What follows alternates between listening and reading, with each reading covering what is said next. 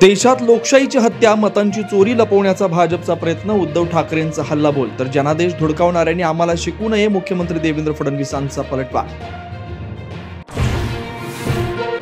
भ्रष्टाचारी मंत्र्यांना हटवेपर्यंत आंदोलन चालूच ठेवणार, उद्धव ठाकरेंचा निर्धार. कार्यकर्त्यांना भ्रष्टाचार पे चर्चा करण्याच्या सूचना.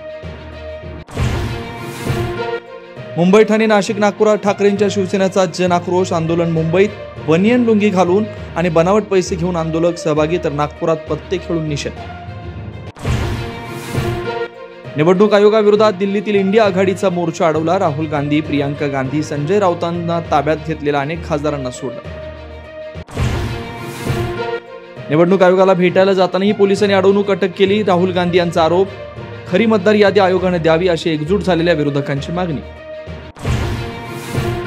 फेकलेले तुकडे घ्यायचे नाहीत अशी वडिलांची शिकवण. गोपीनाथ मुंडेंच्या पुतळा अनावरण प्रसंगी पंकजा मुंडेंचा फडणवीसांसमोर वक्तव्य. संघर्ष आणि कारस्थान हे वारशाने मिळवल्याचं प्रतिपादन. शिंदेंच्या शिवसेनेच्या नाशिकमधील बैठकीत राडा. अहिल्यानगरचा आढावा घेताना दोन गट आपापसात भिडले. शरद पवारांच्या राष्ट्राध्यक्ष पदाधिकारी बैठकीत शिरल्याचा आरोप. महादेवी हत्येवरची सुनावणी गुरुवारपर्यंत लांबणीवर. महादेवीला वंतारामध्ये जबरदस्तीने नेल्याचं मठाकडून युक्तिवाद, तर गुरुवारी ऐकून घेऊ सुप्रीम कोर्टाचं उत्तर.